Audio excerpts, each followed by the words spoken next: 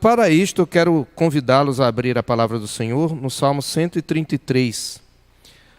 Salmo 133 é um salmo conhecido, é um salmo em que Davi celebra a união fraternal.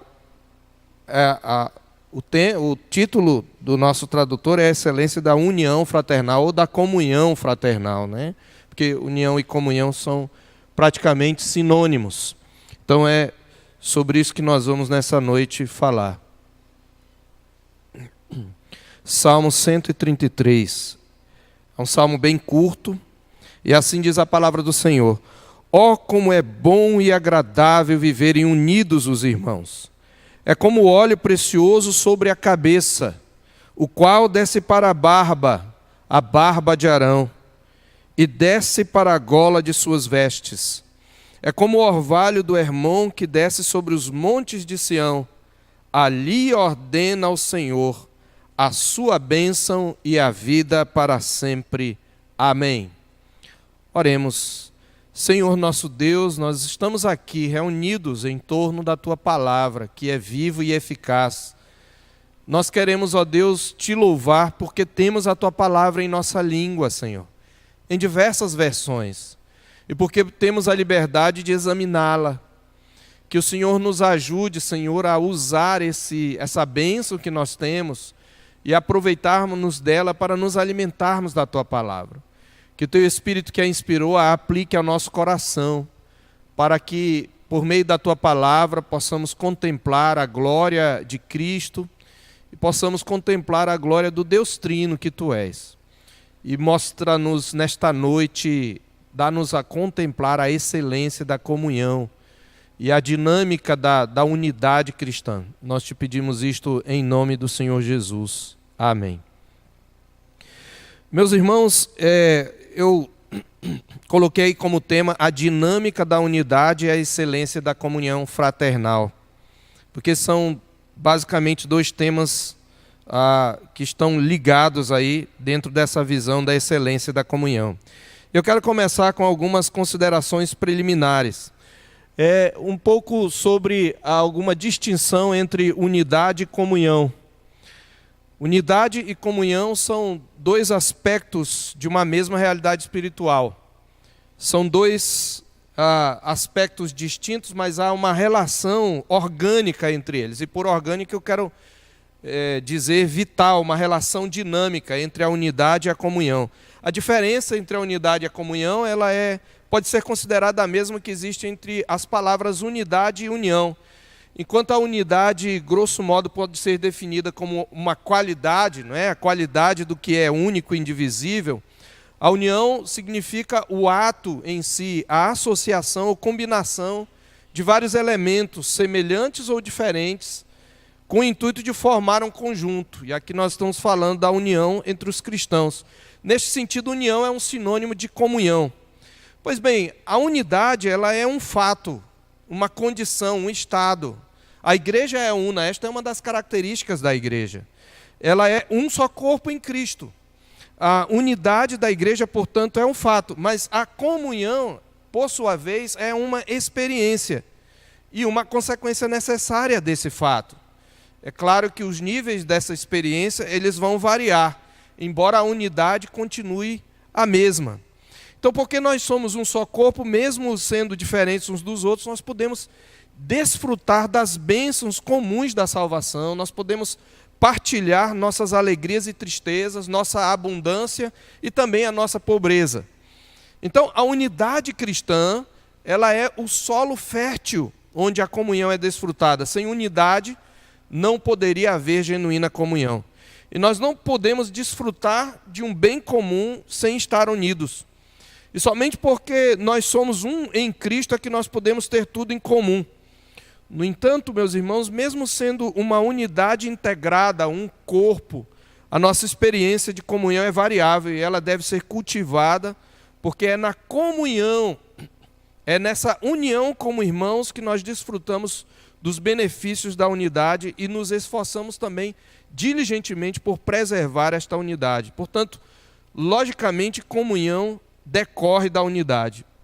Pois bem, o Salmo 133, ele nos mostra como a dinâmica da unidade pactual do povo de Deus se organiza para produzir uma experiência de comunhão que se revela incomparavelmente preciosa.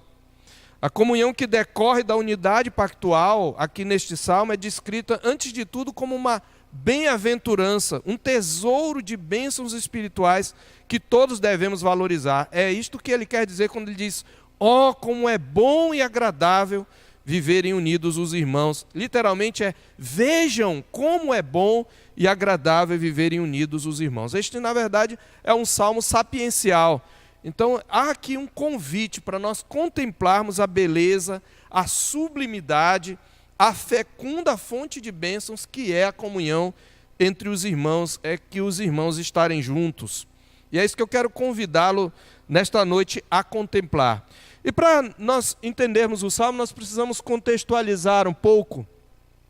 E eu quero abordar o contexto em duas perspectivas. Primeiramente, o contexto histórico possível, provável de composição do salmo. A maioria dos comentaristas, pelo menos comentaristas que nós costumamos utilizar, eles falam que este salmo é um salmo, aí o subtítulo está dizendo que ele é um salmo de Davi, e que ele é um salmo que Davi compõe para celebrar a unidade das tribos de Israel depois daquele turbulento e confuso período dos juízes, onde, como diz lá em Juízes, em duas passagens, cada um, naquele tempo não havia rei em Israel, e cada um fazia o que achava mais reto. Isso está em Juízes 17, 6, e Juízes 21, 25 repete. E também é depois do reinado desastroso de Saul, que foi rejeitado por Deus, e a cuja morte se seguiu uma guerra civil entre Judá e as demais tribos. Isso está narrado em 2 Samuel, capítulo 2, versículos 1 a 7, capítulo 6, capítulo 3 e capítulo 5. Então, durante o período decadente dos juízes, a adoração ao Senhor havia se misturado com o culto idólatra aos Baalins. Porque, além de alguns juízes não serem firmes na fidelidade à aliança do Senhor, o governo deles era local, o governo deles não era sobre todas as tribos. Então, se limitava a determinadas regiões da terra. Faltava então, queridos, o que nós chamamos de um cabeça federal, cabeça pactual.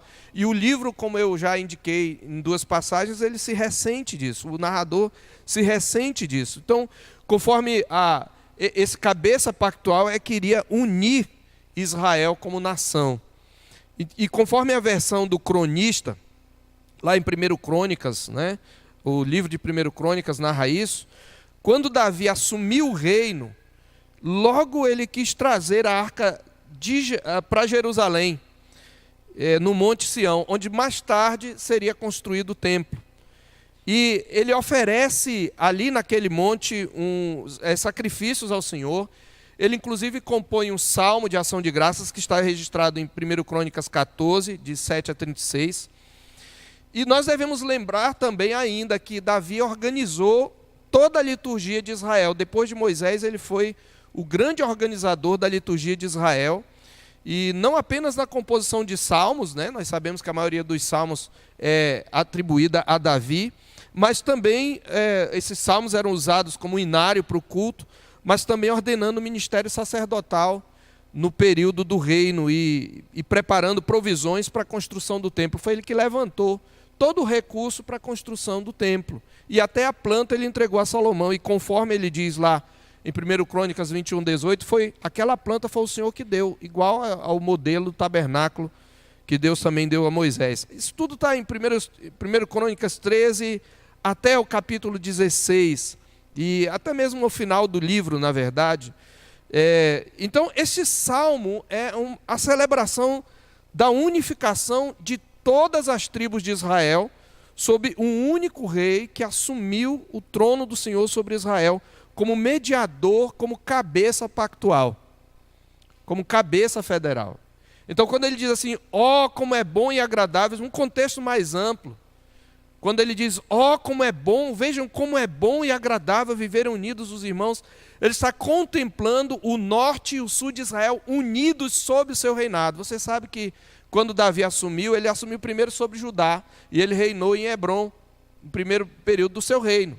E houve uma guerra civil entre os exércitos de Davi e os exércitos de Isbosete, comandados por Abner. Depois houve uma aliança entre Abner e Davi, ele brigou lá com Isbosete, e ele entregou o reino a Davi, e ele passou a reinar. Então é nesse momento que ele diz, como é bom quando nós nos unimos de novo, sob a mesma aliança. Mas esse salmo também tem um contexto, vamos dizer assim, literário, né? Um contexto histórico de uso. Ele está dentro de uma unidade maior, que é o quinto livro do Saltério. O Saltério, que é o livro dos Salmos, é dividido em 5 livros. E aqui eu sigo a ideia de O. Palmer Robertson, que fala no seu livro sobre o fluxo dos Salmos. Este quinto livro, ele celebra, na verdade, os 5 livros, eles foram organizados pelos escribas, pelos organizadores, de modo a contar, de certa maneira, através da poesia dos Salmos, a cantar a história da redenção de Israel. Desde o primeiro momento de confrontação dos inimigos até o momento da consumação. E esse quinto livro, ele exatamente é o momento da consumação. Todos os salmos, eles vão celebrar a consumação do reino na história da redenção, com a entrada perpétua na casa do Senhor. E o quinto livro, ele começa no Salmo 107, e que não por acaso é um relato. Se você olhar lá, o Salmo 107 é um relato de toda a história de Israel até o cativeiro.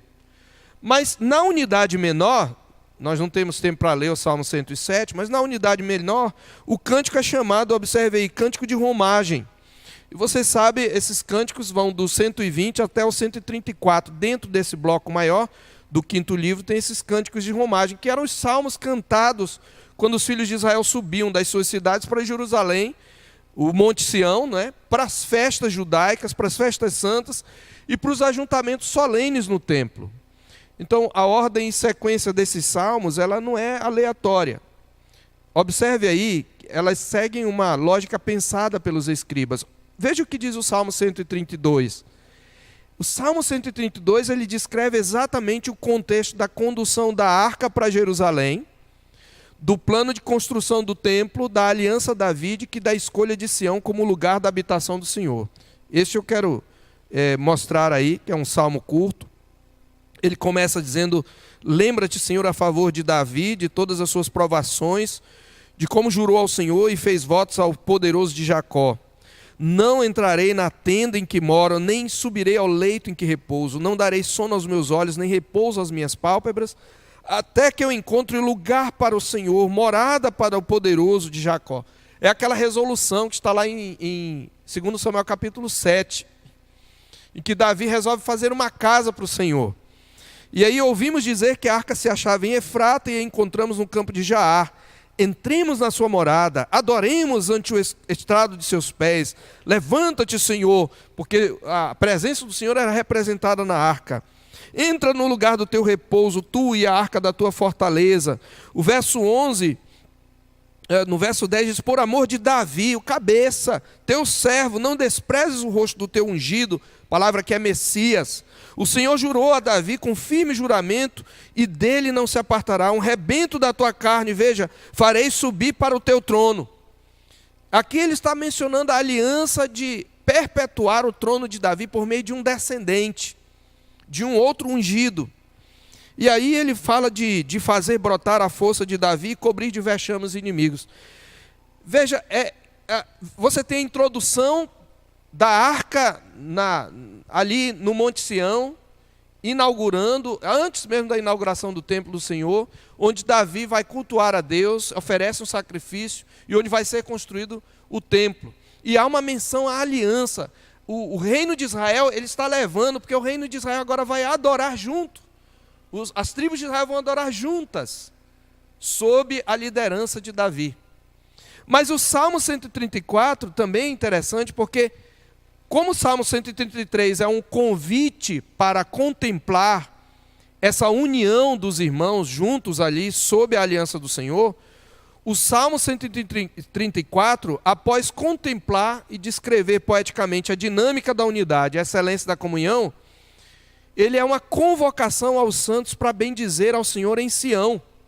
Ele diz, bendizei ao Senhor, vós todos, servos do Senhor, que assistis na casa do Senhor nas horas da noite, os sacerdotes, erguei as mãos para o santuário e bendizei ao Senhor. De Sião te abençoe o Senhor, Criador dos céus e da terra. Então tem a introdução no templo, tem a contemplação dos irmãos e tem o convite para o povo para adorar o Senhor. E aqui nós já temos uma primeira verdade que vai ser enfatizada um pouco mais à frente. É que essa união que Davi está contemplando é especialmente a união do povo de Deus em adoração. Todo o contexto deste salmo aponta para a adoração, inclusive as figuras, uma das figuras que ele usa, como nós veremos. Então, pensando nisso, eu quero falar então da dinâmica da unidade e da excelência da comunhão fraternal. E nesse verso primeiro, como eu já mostrei, o salmista nos convida a contemplar a excelência da comunhão dos santos, mostrando a dinâmica da unidade da qual ela brota. Vejam quão bom, quão agradável. Então, essa bem-aventurança de que todo aquele que está no meio, desfrutando dessa comunhão, é um bem-aventurado.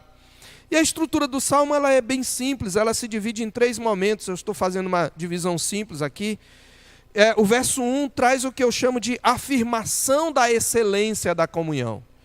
O verso 2 e o verso 3, parte A, ele descreve, tem uma descrição através de figuras dessa excelência.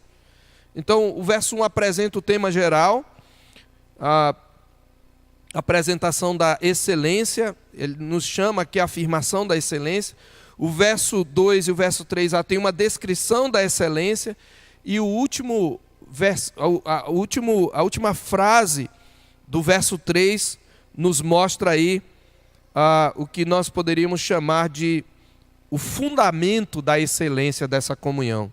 E ao longo e dentro dessa estrutura ele vai mostrar algumas verdades sobre a unidade que produz essa comunhão, a unidade da qual ela brota. Então, falando um pouco da afirmação da excelência, veja, ele diz que é bom os irmãos estarem juntos, unidos. Como é bom, como é agradável viverem unidos os irmãos. A palavra bom é a mesma palavra traduzida no verso 2 por precioso. Então, ele está dizendo, é precioso esse momento quando os irmãos se reúnem para adorar. E considerando as figuras que ilustram aqui a declaração, o óleo da unção e o orvalho do Hermon, o termo bom aqui traz a ideia não apenas de algo belo e sublime, mas também fragrante, fecundo e cheio de vitalidade. Então, essa afirmação da excelência, ela está dizendo exatamente isso. A palavra agradável é a mesma palavra para descrever, lá no Salmo 16, verso 6, os lugares amenos, quando ele fala da presença e da comunhão com o Senhor como uma herança que ele recebe, como uma terra bela, cheia de relva verde, cheia de vida. Ele diz, caem-me as divisas em lugares amenos. A palavra ameno ali era a mesma palavra aqui traduzida por agradável. É a mesma palavra que deu nome a Noemi, né, ou Naomi, lá em Ruth, capítulo 1, verso 20, quando Noemi volta de Moabe, as mulheres de Belém dizem, olha, esta não é Noemi. Ela diz, não me chamem mais Noemi, não me chamem agradável, me chamem de Mara, porque o Senhor me amargou a vida. Então, transmite a ideia de suavidade, refrigério, deleite, fragrância, perfume. Então, a Escritura está nos dizendo, meus irmãos, que quando os santos convivem em união, quando eles celebram a sua unidade, eles refletem uma beleza singular, de caráter inimitável. A comunhão dos santos, ela é bela, é isso que ele quer dizer. A comunhão dos santos é bela, é refrescante, é aprazível, é fecunda como um oásis no deserto, é vívida e pulsante, porém suave e fragrante como um unguento derramado. Então é isso que ele está dizendo aí quando ele apresenta a excelência da comunhão.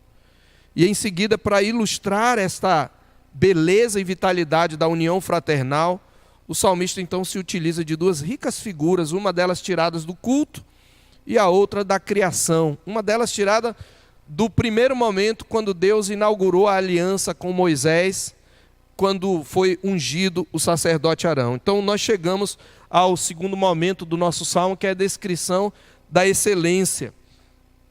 E aí nessa descrição que ele usa, nessas duas figuras, nós temos algumas verdades sobre a unidade da qual essa comunhão brota e que a torna excelente.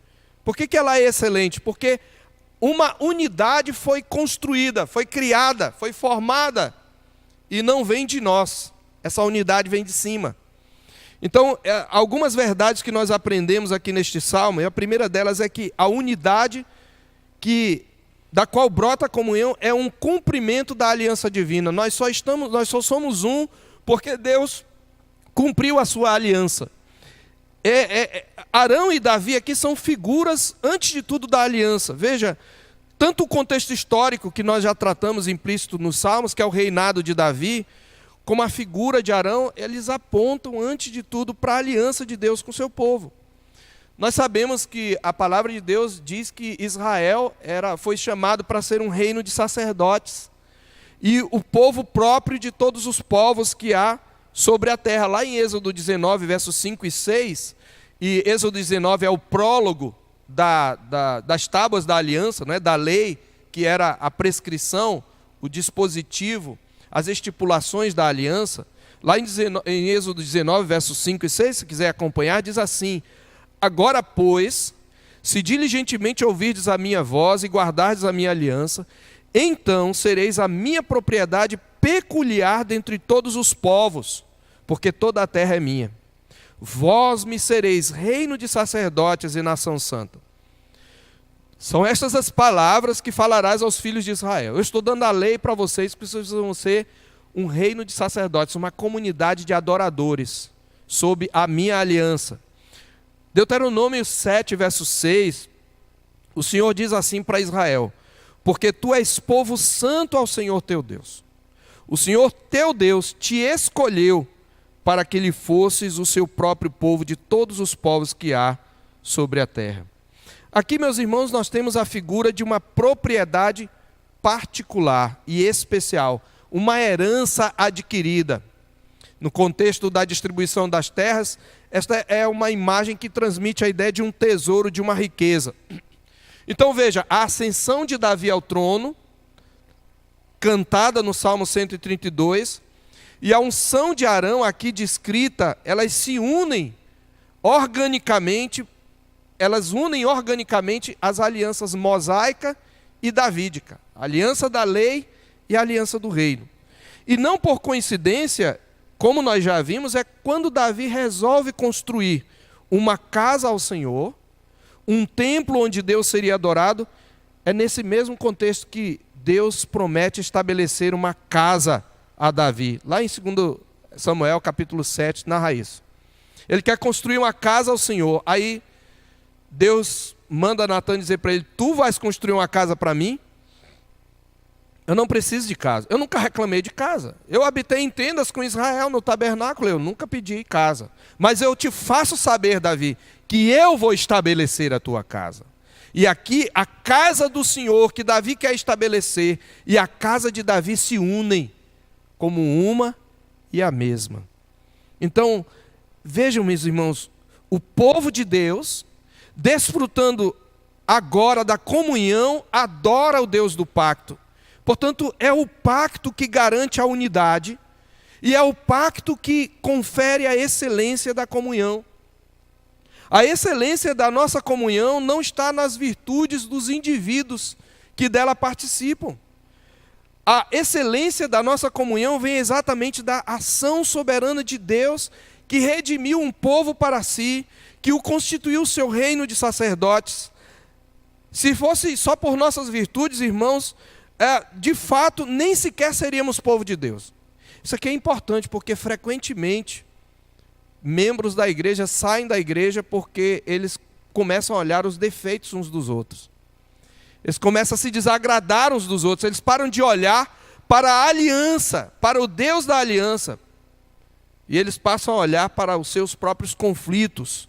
Mas a palavra de Deus mostra que a excelência da nossa comunhão, vem exatamente da ação soberana de Deus em nos redimir para ser um povo, um reino de sacerdotes. Há algo de excelente, há algo de precioso, há uma fragrância agradável quando os irmãos estão unidos, mas essa fragrância não vem deles, ela flui através deles, até uns para os outros, ela flui para eles por causa da aliança de Deus com o seu povo.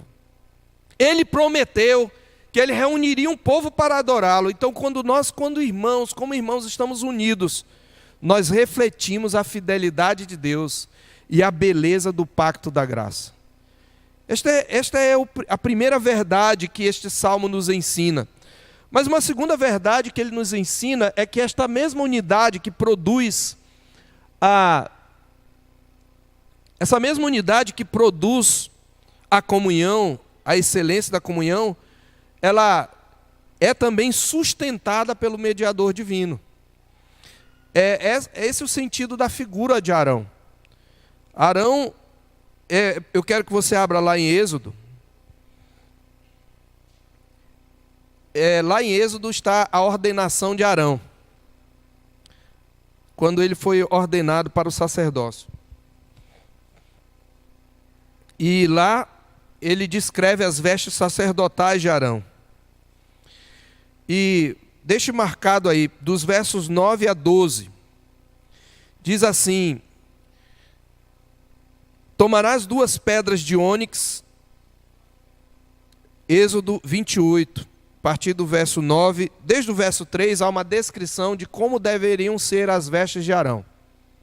Elas estavam mostrando a glória do sacerdócio. E no verso 9, especialmente, diz: tomarás 2 pedras de ônix e gravarás nelas os nomes dos filhos de Israel. 6 dos seus nomes numa pedra e os outros 6 na outra pedra, segundo a ordem do seu nascimento.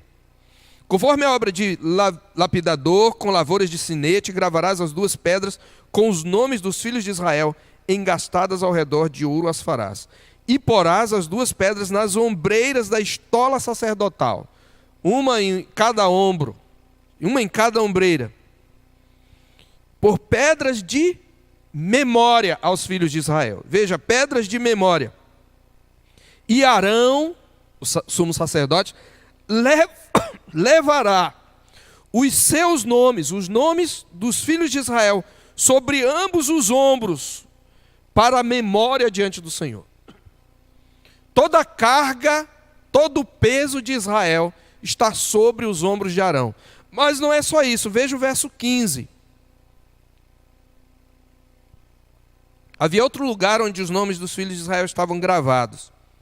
O verso 15 diz: farás também o peitoral do juízo, de obra esmerada, conforme a obra da estola sacerdotal o farás, de ouro e estofo azul e púrpura e carmesim e linho fino retorcido o farás. Quadrado e duplo, será de 1 palmo o seu comprimento, de 1 palmo a sua largura. E ele vai descrevendo, e no verso 17 ele fala que são 12 pedras, cada uma pedra preciosa, e em cada uma gravado aqui, possivelmente, mais provavelmente, a letra inicial de cada tribo de Israel. E para que era isto? Veja, segundo os seus nomes, diz o verso 21, elas serão esculpidas. Verso 29 a 30 diz qual é o propósito disso. E ligarão o peitoral com as argolas, com as suas argolas, as argolas da estola sacerdotal, por cima com uma fita azul, para que esteja sobre o cinto da estola sacerdotal. O verso 29. Assim Arão levará os nomes dos filhos de Israel no peitoral do juízo, sobre o seu coração, quando entrar no santuário, para memória diante do Senhor continuamente. E tinha também no verso 30 o Urim e o Tumim. Assim, com o Urim e o Tumim, quando ele entrar perante o Senhor, ele levará os juízos dos filhos de Israel. Você sabe que o crente da velha aliança não podia entrar no santuário, nem no tabernáculo, nem posteriormente no templo. E no Santo dos Santos, que era o mais o lugar mais sagrado, só o sumo sacerdote entrava. Mas quando ele entrava, ele trazia sobre os ombros e trazia no coração o nome, a memória dos filhos de Israel. Então, meus irmãos, quando ele está falando aqui da unidade sob o mediador, é isso que ele está dizendo. Davi não presenciou aquilo, ele leu a Escritura, mas ele imagina essa unção. Então, o óleo precioso, que é descrito aqui também, o óleo precioso, ele era utilizado tanto para a unção sacerdotal, como para a unção dos utensílios do tabernáculo. Portanto, mais uma vez aqui, a imagem remete ao culto. E a unção com óleo era uma representação da unção do Espírito Santo.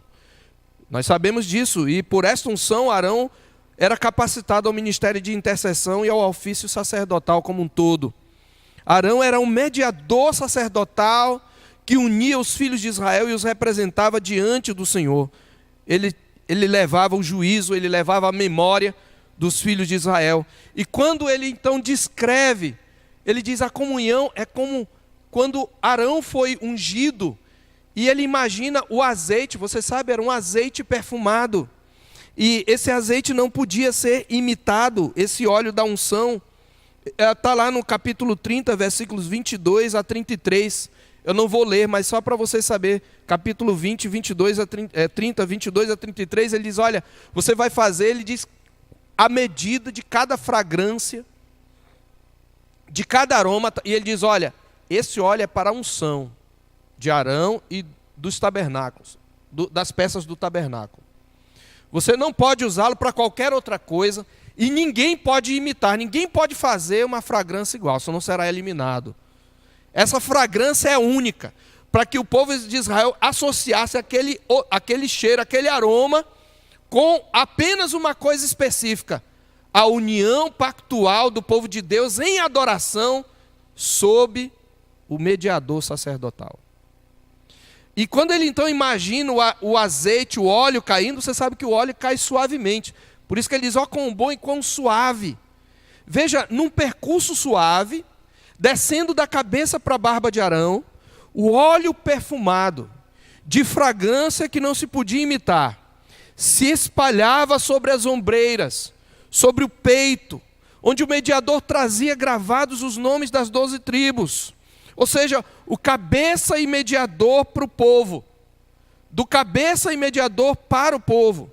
E o perfume do óleo evoca a imagem da suavidade, de uma fragrância, de um ambiente agradável.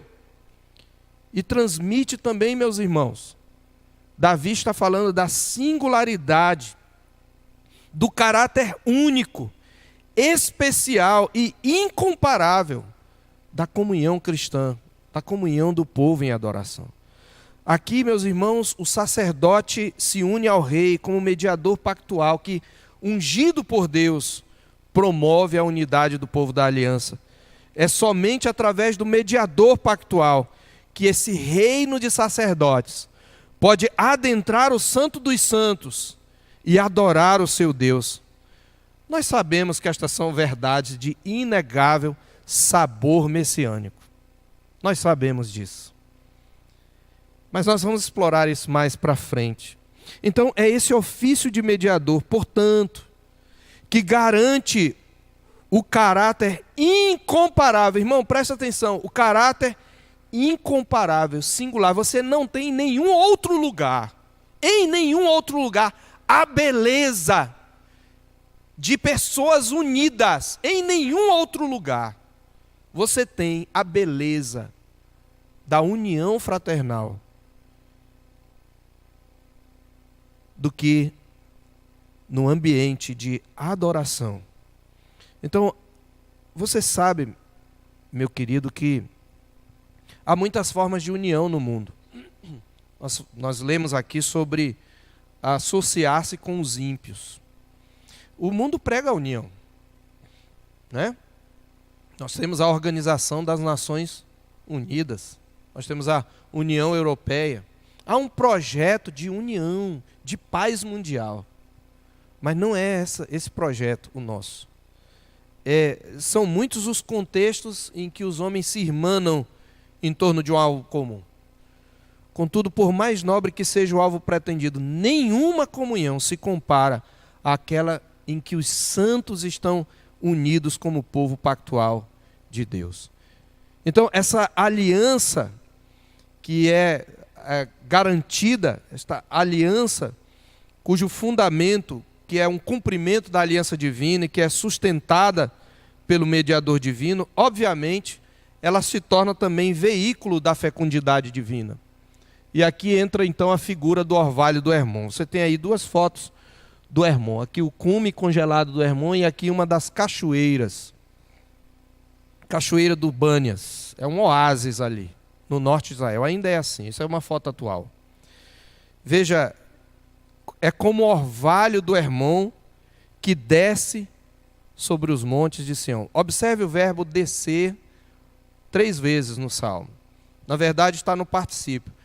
É como o óleo sobre a cabeça, descendo para a barba e descendo para a gola de suas vestes. É como o orvalho de Hermon descendo sobre os montes de Sião. O Hermon é o monte mais alto da Palestina, no extremo norte da Palestina. E ele é da altura do nosso Monte Roraima, né? Descobri isso. O Monte Roraima tem 2.810, ele tem 2.814, 4 metros mais alto. Então, quando ele fala do orvalho do Hermon, ele está descrevendo um fenômeno natural que é responsável pela fertilidade daquela região. Esse cume do Monte Hermon, ele entra em degelo. E esse degelo do Hermon faz com que todas as manhãs caia uma camada de orvalho. E essa camada, por sua alta densidade, ela umidifica todo o vale no entorno do monte.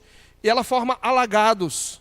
E dentro do parque que envolve o complexo do Hermon, que até você pode visitar lá, existem cachoeiras. É uma espécie de Uiramutã palestino. Tem uma delas aqui, né? É uma região extremamente verde, fresca, fértil e produtiva. É um verdadeiro oásis, irmãos. Ele está dizendo, a comunhão entre os irmãos é assim. Agora, enquanto o norte de Israel é rico em água, por causa do cume do Monte Hermon, o sul de Israel é extremamente seco. São terras baixas, onde se localiza o Monte Sião, são abaixo do nível do mar. E o Monte Sião já é um complexo rochoso sobre o qual foi construída Jerusalém. É apenas um monte de rocha. Ele é um monte pequeno, é uma serra rochosa. É mais ou menos da altura também da nossa Serra Grande, por volta de 800 e poucos metros, só que não verde como ela, nem com cachoeiras, né? É um monte só de pedra. A pergunta é, como é que o orvalho do Hermon, lá no extremo norte, pode viajar aí centenas de quilômetros e alcançar os montes de Sião, no extremo sul? É que ao sopé do monte formam-se riachos. E da confluência de 4 desses riachos, um dos quais hoje que é muito visitado, é o rio Bânias, de águas permanentes, desses 4 riachos formam-se a nascente do Jordão. E a palavra Jordão, Yarden no hebraico, é exatamente aquele que desce, é a mesma raiz do verbo aqui, que desce sobre a cabeça, que desce sobre a barba, o orvalho do Hermon que desce, então há uma alusão aqui ao Jordão. Porque o rio Jordão, ele percorre e banha toda a terra da Palestina, nascendo, sua nascente lá, junto do sopé do Hermon, e até o sul, onde ele desemboca no Mar Morto, e ele no meio forma o Mar da Galileia, que é de onde se tiram peixes, e desse percurso do Jordão, dessas águas do Jordão, a vida do Hermon perpassa toda a Palestina. A imagem de uma unidade. O Jordão une o norte e o sul. O Jordão, na verdade, ele não adentra Jerusalém, na região do Monte Sião, que é um complexo rochoso. Jerusalém era abastecida por canais subterrâneos, principalmente a fonte de Gion. Mas a descrição poética significaria que o Hermon desce na direção dos montes de Sião, e além disso Jerusalém era beneficiada com toda essa produtividade do Jordão. Então, por meio do rio Jordão, irmãos, o que ele está dizendo é Deus, o rio Jordão, ele desce e ele espalha vida e fecundidade de norte a sul de Israel, em direção ao Monte Sião, onde fica o templo. O norte e o sul são unidos pela provisão soberana do Senhor. Mas há um outro detalhe importante. Enquanto do Hermon vem o que nós poderíamos dizer, chamar de bênçãos criacionais, veja, em Sião está o lugar da redenção, em Sião está o templo, em Sião está Jerusalém. É para lá que os crentes da antiga aliança peregrinavam, cantando o Salmo 133. Enquanto desciam, eles estão dizendo: nós somos como o orvalho do Hermon que está descendo para o Monte Sião. Essa comunhão é como um orvalho. Portanto, a ênfase aqui, meus irmãos, é que na unidade orgânica do povo pactual de Deus há uma fecundidade, há uma frutificação. A vida de Deus, as bênçãos do pacto fluem através dessa unidade orgânica. E isso significa que nós precisamos uns dos outros. A bênção não vem diretamente, a bênção vem por meio de um canal. E é isso que Davi está dizendo. Ele vê que está tudo unido, e ele está vendo que sob o seu reinado, essas tribos podem se tocar, elas podem se reunir, e umas podem abençoar as outras. Então, isso significa, irmãos, que a bênção dessa comunhão não acontece isoladamente. Esse fluir tanto do óleo da cabeça de Arão para o corpo, como do orvalho do Hermon sobre os montes de Sião, ressalta, entre outras coisas, a importância que nós temos uns para os outros. E nós vemos esta ideia de um organismo vivo, de um influxo vital orgânico no Novo Testamento, em Efésios 4, versos 5 e 16. No contexto da igreja, veja, a comunhão é o meio pela qual a vida de Deus corre da cabeça, que é Cristo, para cada membro. E é isso que afirma a Escritura aqui, em Efésios 4, 5 a 16, se você quiser abrir lá. Lá está escrito: mas seguindo a verdade em amor, cresçamos em tudo naquele que é a cabeça, Cristo. Olha a descrição de um organismo vivo, de quem todo o corpo, bem ajustado e consolidado, pelo auxílio de toda a junta, segundo a justa cooperação de cada parte, efetua o seu próprio aumento para a edificação de si mesmo em amor. O fluxo de vida flui de Cristo, de sua obra redentora. Mas para chegar da cabeça aos pés tem que passar por toda a junta. Então, quando nós estamos juntos, nós também transmitimos uns para os outros essa fragrância. Por isso nós precisamos uns dos outros. Neste sentido, a unidade pactual do povo de Deus não apenas é objeto da graça que transmite vida e bem-aventurança, mas ela também é um canal fecundo dessa mesma vida e bem-aventurança. A bênção e a vida do Senhor irradiam da comunhão dos santos, tanto para a família da aliança como para a comunidade. É por isso que o Salmo 128, que celebra, que fala da bem-aventurança do homem que teme ao Senhor, no verso 5 ele invoca uma bênção sobre esse homem temente a Deus, dizendo: o Senhor te abençoe desde Sião. E lá no Salmo 134, verso 3 diz: de Sião te abençoe o Senhor. De Sião vem a bênção da redenção. Aí então nós chegamos ao terceiro bloco do Salmo, que mostra que fala sobre o fundamento da excelência. Ele termina dizendo: ali, naquele local, onde os crentes se unem, sob a aliança divina, sustentadas pelo mediador divino, onde eles transmitem uns para os outros o influxo da vida divina, ali, é nesse local que Deus ordena a bênção e a vida para sempre. O que ele quer dizer, queridos, é que a bênção e a vida da unidade, elas são garantidas pelo decreto divino. É Deus quem ordena, Deus ordenou. E nessa dinâmica da unidade, Deus ordenou, Deus decretou a bênção e a vida. Na verdade, a dupla imagem do óleo e do orvalho descendo, enfatizando o movimento de cima para baixo, já ressaltava essa dinâmica da ação divina no contexto da unidade celebrada da adoração comunitária. O óleo da unção lembrava sempre o crente hebreu de uma ordenação divina que precedia e presidia a reunião solene. O orvalho, igualmente, é uma bênção criacional que vem do alto, que desce, como nós já vimos.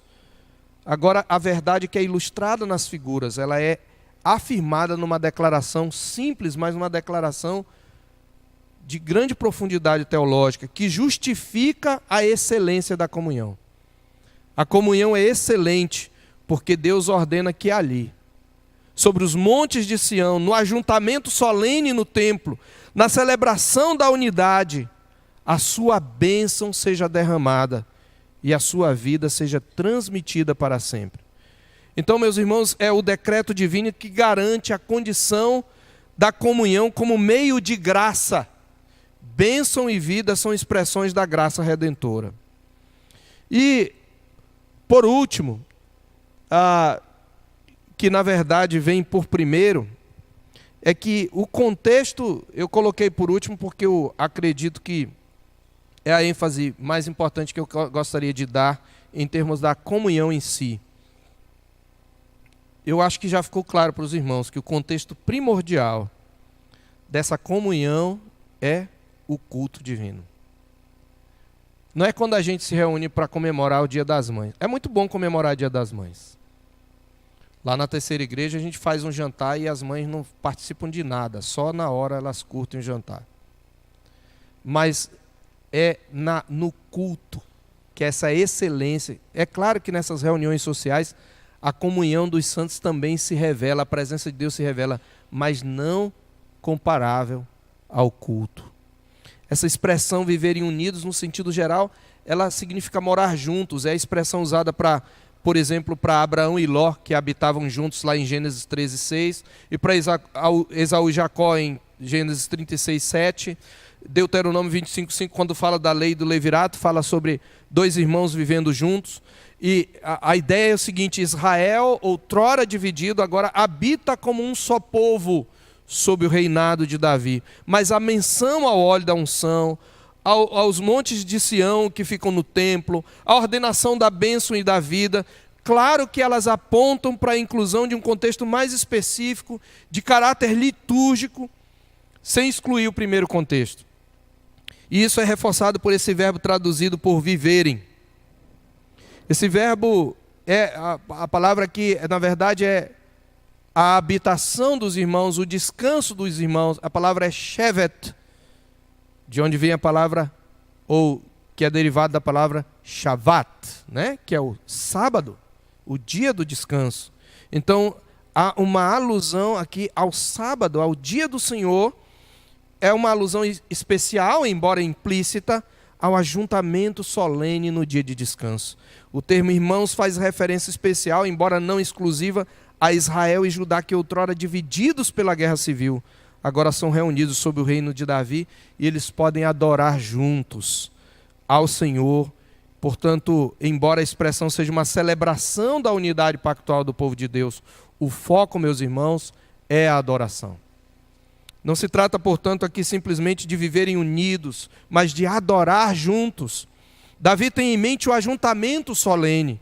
Não é nas festas sociais, meus irmãos, ou de entretenimento, que experimentamos a preciosidade, a beleza e o refrigério que flui através da comunhão, mas é na adoração. Por isso nós precisamos valorizar o culto como atividade prioritária da igreja.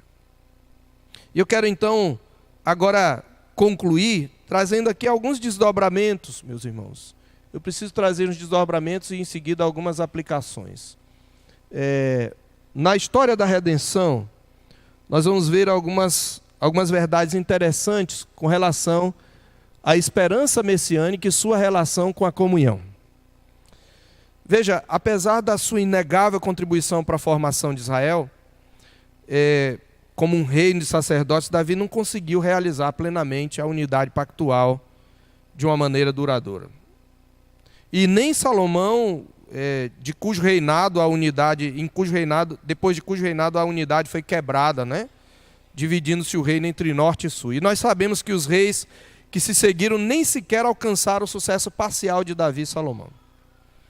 E num contexto de crescente decadência, quando nós olhamos a história de Israel, e decadência essa que culminou nos cativeiros assírio e babilônico com a destruição do templo e a queda do trono de Davi, nesse contexto Deus fez surgir, por meio dos profetas, a esperança messiânica, da qual eu destaco esses princípios aí, essas promessas que estão aí projetadas. A primeira delas é esta, que por meio do Messias, Deus promete reunir de novo o seu povo e estabelecer o seu reino para sempre e cumprir aquela promessa que ele fez a Davi de fazer assentar-se no seu trono um descendente.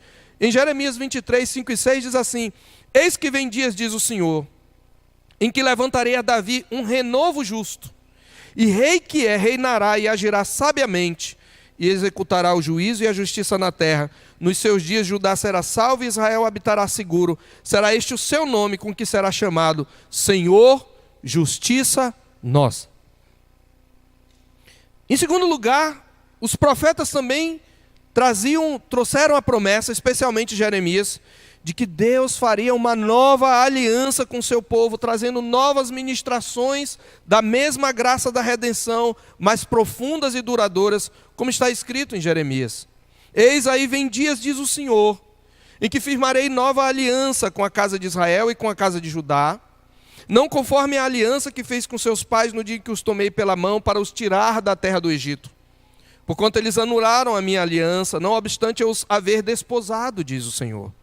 Porque esta é a aliança que firmarei com a casa de Israel depois daqueles dias, diz o Senhor. Na mente lhes imprimirei as minhas leis, também no coração lhes inscreverei. Eu serei o seu Deus e eles serão o meu povo. Não ensinarás jamais cada um ao seu próximo, nem cada um ao seu irmão, dizendo: conhece ao Senhor, porque todos me conhecerão, desde o menor até o maior deles, diz o Senhor, pois perdoarei as suas iniquidades e dos seus pecados jamais me lembrarei. Em terceiro lugar, o Senhor promete pelos profetas que reavivaria o seu povo, restaurando a sua fecundidade. Lá em Oséias, capítulo 14, versos 4 a 7, ele diz: curarei a sua infidelidade. Eu de mim mesmo os amarei, porque a minha ira se apartou deles. Serei para Israel como o orvalho, ele florescerá como o lírio, e as suas raízes como o cedro do Líbano. Estender-se-ão os seus ramos, o seu esplendor será como o da oliveira, e sua fragrância como a do Líbano. Os que se assentam de novo à sua sombra voltarão, serão vivificados como o cereal e florescerão como a vide, a sua fama será como o vinho do Líbano. E em quarto lugar, queridos, para encerrar essa questão das promessas, esse reavivamento prometido estava ligado ao derramamento do seu Espírito sobre toda a carne, por meio do qual ele daria um novo coração ao seu povo. Entre as muitas passagens eu destaco Joel capítulo 2, 28 a 32. E acontecerá depois que derramarei do meu Espírito sobre toda a carne, vossos filhos e vossas filhas profetizarão, vossos velhos sonharão, e vossos jovens terão visões, até sobre os meus servos e sobre as minhas servas derramarei do meu Espírito naquele dia. E no versículo 32 diz: e acontecerá que todo aquele que invocar o nome do Senhor será salvo. E ele diz: porque no monte Sião e em Jerusalém estarão os que forem salvos, como o Senhor prometeu, e entre os sobreviventes, aqueles que o Senhor chamar. Meus irmãos, nós sabemos que essa esperança messiânica se cumpriu em Cristo. Nós sabemos que depois de ter feito a purificação dos pecados, Jesus assentou-se à direita da majestade nas alturas, como nos diz o autor aos Hebreus, capítulo 1, verso 3. E conforme Pedro explicou no sermão de Pentecostes, lá em Atos, capítulo 2, 29 a 36, a ressurreição, a ascensão e a entronização de Cristo à destra de Deus foram o cumprimento da promessa de Deus feita a Davi, acerca do descendente que se assentaria no seu trono, fundando um reino perpétuo. Pode olhar lá. Ele diz, olha, Davi, ele morreu, os seus restos mortais estão entre nós até agora, mas sendo profeta e prevendo, e sabendo que Deus havia jurado que um descendente se assentaria no trono, ele falou sobre a ressurreição de Cristo. Por isso Pedro, ele conclui o seu sermão no capítulo 2, verso 33 de Atos, dizendo, exaltado, pois, à destra de Deus, tendo recebido do Pai a promessa do Espírito Santo, derramou isto que vedes e ouvis. Ele foi exaltado, ele é rei, ele assentou-se no trono de Davi, que é o trono de Deus. E ele derramou o orvalho. Ele derramou o Espírito Santo. Nessa perspectiva, meus irmãos, o Salmo de Davi tem para nós hoje uma aplicação muito mais rica do que a que ele experimentou. É por isso que, veja-se, para Davi já era bela a comunhão pactual em adoração, para nós devia ser muito mais. Porque a palavra de Deus diz que nós chegamos a uma realidade maior.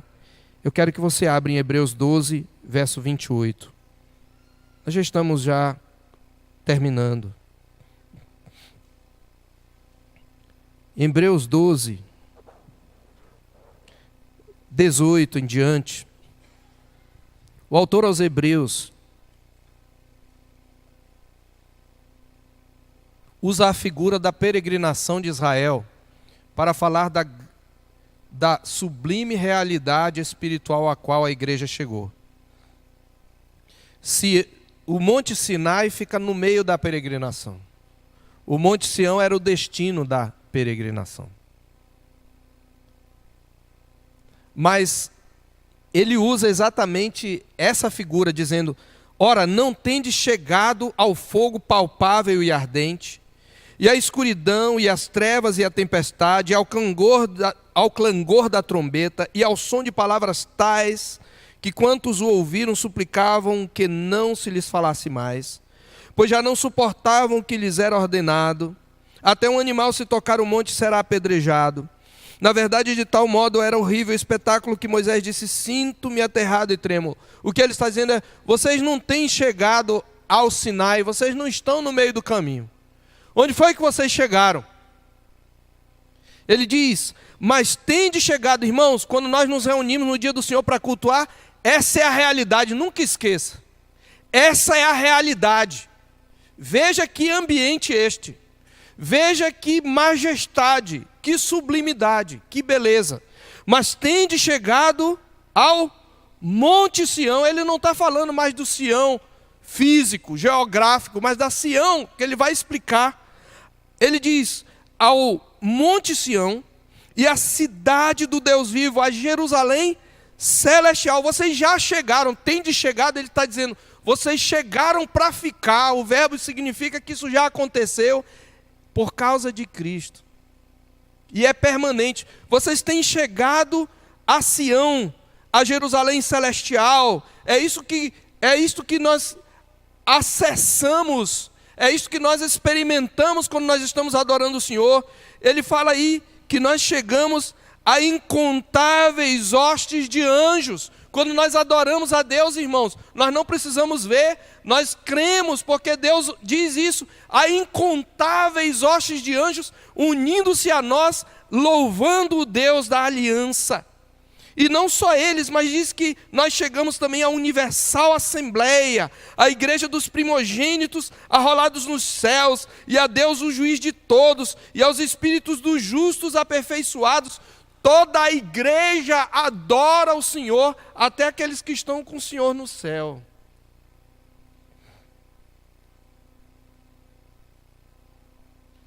Mas isto ainda não é tudo. Acima de tudo está o cabeça. Ele diz, vocês também chegaram a Jesus, não mais a Arão, mas a Jesus, o mediador da nova aliança. E ao sangue que não precisa ser oferecido mais de uma vez, o sangue da aspersão que fala coisas superiores ao que fala o próprio Abel. Porque ele tinha falado do sangue de Abel que clama, pedindo vingança, mas o sangue de Jesus pede o perdão. Quando nós nos unimos, queridos, o sumo sacerdote está lá, Deus e homem, intercedendo por nós. Ele preside o nosso... Ele... Desculpe.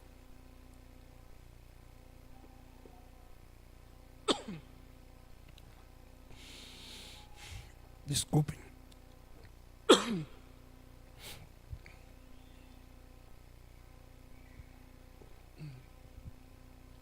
Eu ainda estou me recuperando de uma crise de faringite, aí exagerei aqui, a gente não consegue. Mas, queridos, Ele está presente quando nós estamos adorando o Senhor, no dia do Senhor. É esta realidade. Por isso, nós temos uma noção muito superior à de Davi.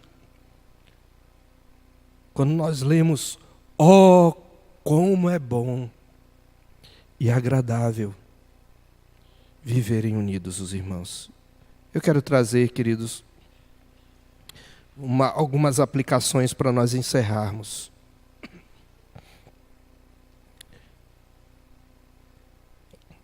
O sentido mais pleno desse salmo é este: a excelência da unidade cristã é especialmente, embora não exclusivamente, contemplada e desfrutada na adoração. E embora a nossa comunhão deva se estender à convivência do dia a dia, esta comunhão cotidiana, ela irradia da adoração. É no culto solene, irmãos, que essa preciosidade, esse frescor, essa fecundidade se revelam de maneira especial. Porque na comunhão com Deus trino, com o Deus triuno que é adorado, nós experimentamos o influxo da vida redimida e da comunhão uns com os outros. Como afirmou John Owen, na adoração espiritual do Evangelho, a totalidade da bendita Trindade e cada pessoa distintamente ali, naquela economia e dispensação em que atuam de várias e peculiares maneiras na obra de nossa redenção, concedem à alma dos adoradores comunhão distinta consigo mesmas. Por isso, a beleza da adoração, ainda citando Owen, consiste na relação que ela tem com Deus, por intermédio de Jesus Cristo, como sumo sacerdote misericordioso sobre a sua casa, com a gloriosa ministração do Espírito nela. Na presença do Deus Trino, nós estamos em boa companhia. E é nessa presença, mais do que em qualquer outra, que muitos pecados serão impedidos. E para a nossa aplicação, quero deixar 3 exortações aqui, a partir desse texto. Primeiro, nós precisamos, meus irmãos, valorizar a unidade cristã e o ambiente de comunhão que ela cria, mais do que todos os outros ambientes comunais.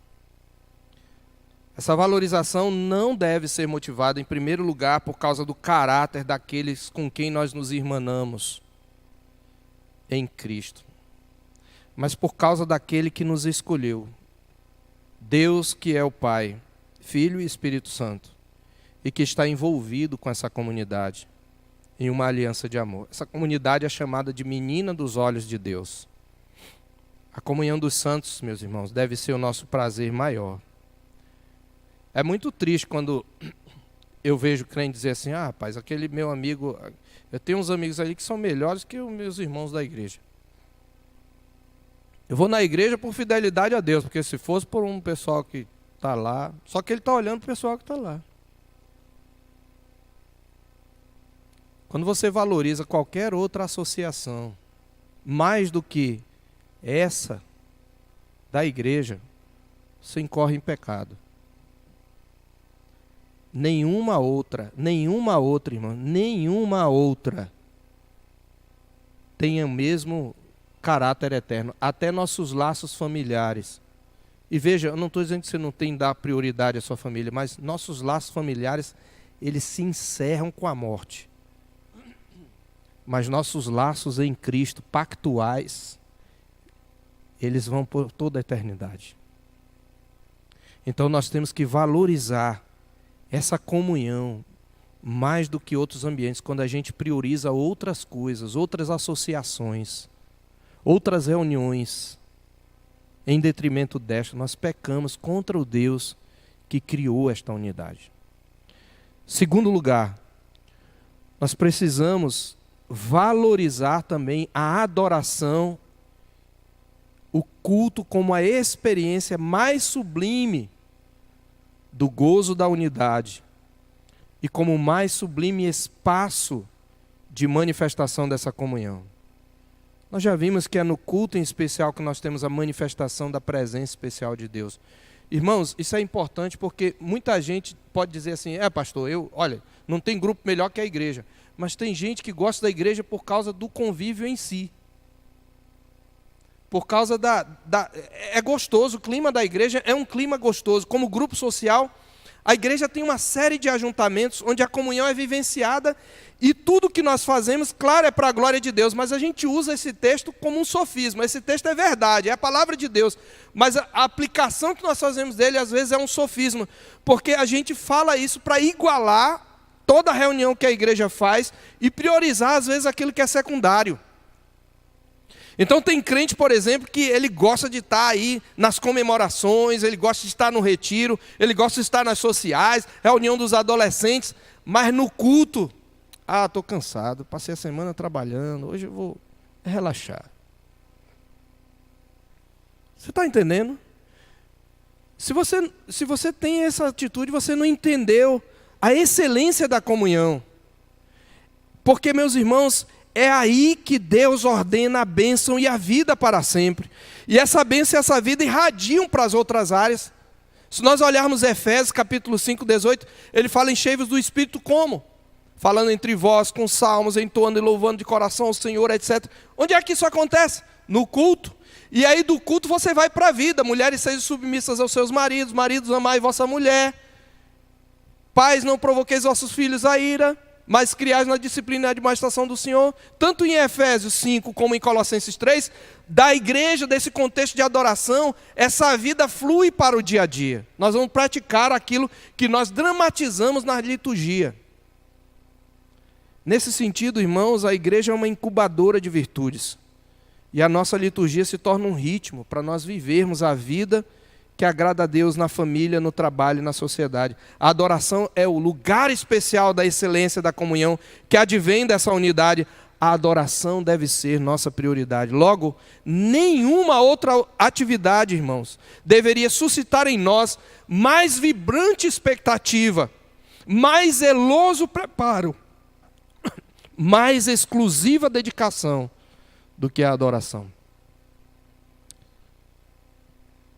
O reverendo Pedro Dulce, falando sobre esse tema, a igreja como incubadora de virtudes, ele diz que quando nós não permitimos que o drama das Escrituras, que é reencenado semana após semana em nosso culto, governe a nossa imaginação, o resultado não pode ser outro do que o que temos diante de nós hoje, particularmente no Brasil. Uma igreja que é politicamente corrompida por todo tipo de ideologia idólatra, e uma liturgia totalmente marcada pelo ritmo das esferas externas às nossas igrejas. Uma deficiência alimenta a outra. Quando a nossa liturgia não é robusta e o nosso culto não é zeloso, a gente traz as liturgias do mundo para dentro da igreja. E terceiro e último lugar, precisa haver da nossa parte, por conta disso, essa aqui é a citação do Pedro Dulce, desculpem, precisa haver uma continuidade entre o momento de adoração, quando desfrutamos da excelência dessa comunhão, com a nossa vivência do dia a dia. Nós não podemos fazer uma dicotomia. A nossa mente costuma separar.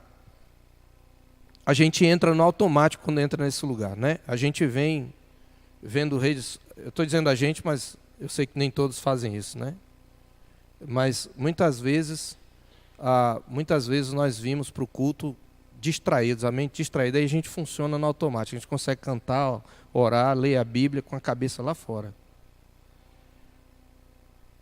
E aí quando a gente sai, a gente desliga de novo e a tendência é esquecer o que a gente aprendeu, o que a gente cantou, o que a gente proclamou. Cristo é Senhor sobre todas as coisas. Então Ele tem que ser Senhor no meu emprego, na minha família. E aquilo que eu falei e proclamei através da liturgia, eu vou levar essa liturgia para a vida. Então, nós temos que levar a liturgia que nós praticamos no culto para a nossa prática de vida. Por isso que a liturgia é importante. Mas muitas vezes o que vemos acontecer é o contrário. A igreja que não tem uma liturgia, e eu não me refiro só à forma em si, tem que haver zelo, tem que haver vibração, tem que haver fervor. Mas tem que haver também um culto racional.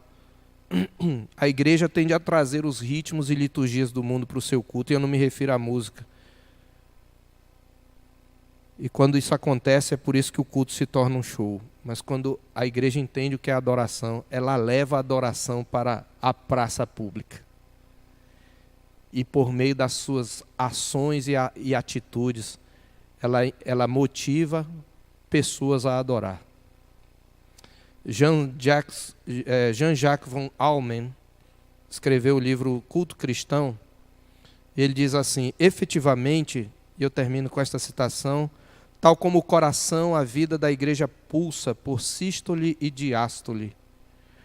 O que o coração é para a vida animal, o culto é para a vida da igreja, ativando a circulação para intensificar e santificar essa vida. É a partir da vida de adoração que a igreja se dissemina no mundo para misturar-se a ele como levedura na massa, para dar-lhe gosto como sal e iluminá-lo como luz. E é ao culto, à Eucaristia, no caso o sacramento da ceia do Senhor, é a ele que a igreja retorna do mundo como pescador que recolhe as redes, ou agricultor que colhe a safra. Ela traz outros adoradores, porque ela prega o evangelho. Ela vive e prega o que ela proclama no culto. Irmãos, nós precisamos levar o culto a sério. Isso significa nos preparar adequadamente para ele. Significa ter prazer nele. Que o Senhor Deus nos dê a graça, irmãos, de valorizarmos esta comunhão. Ela é a boa companhia, porque nela nós temos a presença especial de Deus, o grande companheiro. Vamos orar? Senhor nosso Deus, nós louvamos o Teu nome e bendizemos o Senhor, porque o Senhor nos deu a aliança. O Senhor fez uma aliança soberana conosco, inquebrável. E porque o Senhor é fiel à sua aliança, Senhor, nós fomos feitos um em Cristo. Pessoas de diferentes nações, de diferentes tribos, línguas, e aqui mesmo sendo brasileiros, pessoas de diferentes famílias, biotipos, histórias, temperamentos, são unidas, Senhor, sob o cabeça que é Cristo. E nós te louvamos pela excelência, pela fecundidade que existe nessa comunhão, que não vem de nós, mas que vem sobre nós e perpassa através de nós. Ajuda-nos a valorizar, Senhor, essa boa companhia, que não só nos leva a evitar muitos pecados, mas que, acima de tudo, nos coloca em conexão com Deus triuno, com Deus da aliança, com aquele para quem nós fomos criados. Nós te pedimos que o Senhor não nos deixe esquecer essas verdades. Nós te pedimos em nome de Jesus. Amém.